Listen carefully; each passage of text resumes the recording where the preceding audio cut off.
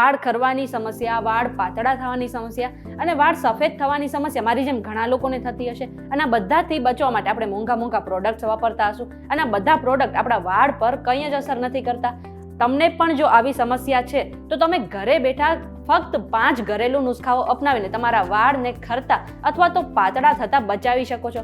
ક્યાં છે એ નુસ્ખાઓ એ જાણવા માટે આ વિડીયો આખો જોઈ લેજો. તમે આવી ગયા છો VTVGujarati.com પર અને મારું નામ છે મેઘા. આ નુસ્ખાઓ વિશે જાણતા પહેલા એક કામ કરો કે પ્લે સ્ટોર પર જઈને તમે મારી એપ્લિકેશન ડાઉનલોડ કરી લો અને અમારી ચેનલને સબસ્ક્રાઇબ કરી લો. હવે વાળ ખરવાના કોઈ એક કારણ નથી હોતા, તેની પાછળ ઘણા બધા કારણો હોય છે અને ખાસ કરીને જ્યારે આપણા વાળને પોષણ તત્વો મળવાનું ઓછું થઈ જાય છે અથવા તો બંધ થઈ જાય છે ત્યારે આપણા વાળ જે છે એ વધારે ખરવા લાગે છે.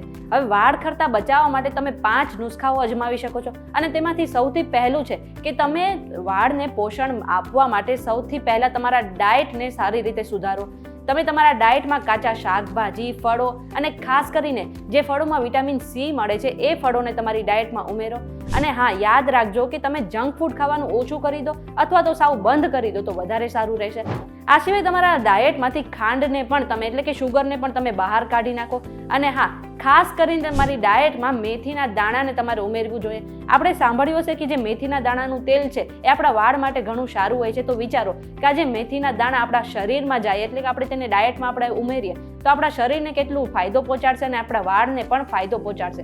એટલા માટે વાળને સારા રાખવા માટે સૌથી પહેલા તમારે તમારી ડાયટને સુધારવી જોઈએ. બીજું એ છે કે વાળ ધોતા પહેલા તમારે તેમાં તેલથી માલિશ તો જરૂરથી કરવી જ જોઈએ. ઘણી વખત એવું બને કે આપણે કંટાળો આવતો હોય કે સમય ના મળતો હોય તેના કારણે આપણે વાળમાં તેલ લગાવ્યા વિના તેને ધોઈ નાખતા હોઈએ છીએ, પણ એવું ના કરવું જોઈએ. જો તમારી પાસે સમય ના હોય તો તમારે ઓછામાં ઓછા 1 અઠવાડિયામાં 1 વખત તો તેલની માલિશ જરૂરથી કરવી જ જોઈએ. અને જો તમારી પાસે થોડો સમય હોય તો તમે જ્યારે પણ વાળ ધો તેના 3 થી 4 કલાક પહેલા તમારે વાળમાં તેલ લગાવી લેવું જોઈએ અને એ બાદ જ તમારે વાળને ધોવા જોઈએ. હવે પ્રશ્ન એ થાય કે આપણે વાળમાં કયું તેલ લગાવવું જોઈએ? તો એ માટે ત્રીજો નુસ્ખો એ છે કે તમે જ્યારે પણ વાળમાં તેલ લગાવો ત્યારે ખાસ કરીને એરંડા અને નારિયેળનું તેલ ગરમ કરીને તેને તમારે વાળમાં લગાવવું જોઈએ.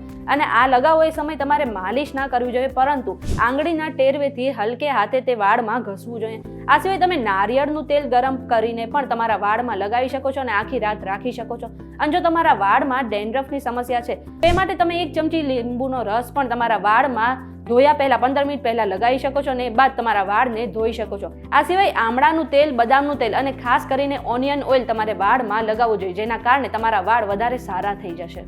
હવે ઘણા લોકોને એવો પણ પ્રશ્ન થતો હશે કે આપણે આખા અઠવાડિયામાં કેટલી વખત માથું ધોવું જોઈએ અથવા તો વાળ ધોવા જોઈએ? તો આ માટે ચોથો નુસ્ખો એ છે કે તમારે આખા અઠવાડિયામાં 2 થી 3 વખત જ વાળને ધોવા જોઈએ. અને જો તમારા વાળ વધારે ઓઇલી રહેતા હોય તો તમે 3 થી 4 વખત તેને ધોઈ શકો છો. અને ખાસ ધ્યાન રાખજો કે વાળ ધોતા સમયે તમારે ગરમ પાણીનો વપરાશ ઓછો કરવો જોઈએ. બને ત્યાં સુધી તમારે ઠંડા પાણીથી જ વાળ ધોવા જોઈએ. અને ખાસ એ પણ ધ્યાન રાખજો કે તમે જે પણ શેમ્પૂ વાપરી રહ્યા છો એ તમારા વાળને સૂટ થાય છે કે નથી થતું, અને જો ન થતું હોય તો તુરંત જ તેને બદલી નાખવું જોઈએ. અને 5મો નુસ્ખો એ છે કે તમે ક્યારેય પણ ભીના વાળમાં કાંસકો ન મારવો જોઈએ. જો તમે ભીના વાળમાં કાંસકો મારો છો તો તમારા વાળ નબળા પડી શકે છે અને વધારે પ્રમાણમાં તૂટી પણ શકે છે. એટલા માટે વાળ જ્યારે સુકાઈ જાય એ બાદ જ તેને કોમ્બ કરવું જોઈએ. અને ખાસ એ પણ ધ્યાન રાખજો કે જો તમે એક જ તરફ હેરસ્ટાઇલ બાંધતા હો તો એમ પણ ના કરવું જોઈએ.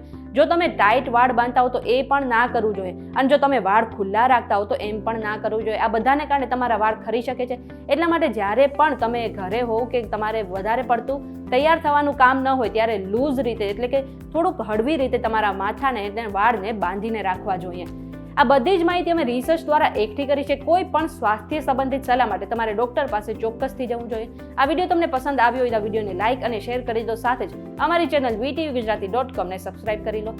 અને દેશ દુનિયાના સમાચાર મેળવવા માટે તમે અમારી WhatsApp ચેનલ સાથે જોડાઈ શકો છો.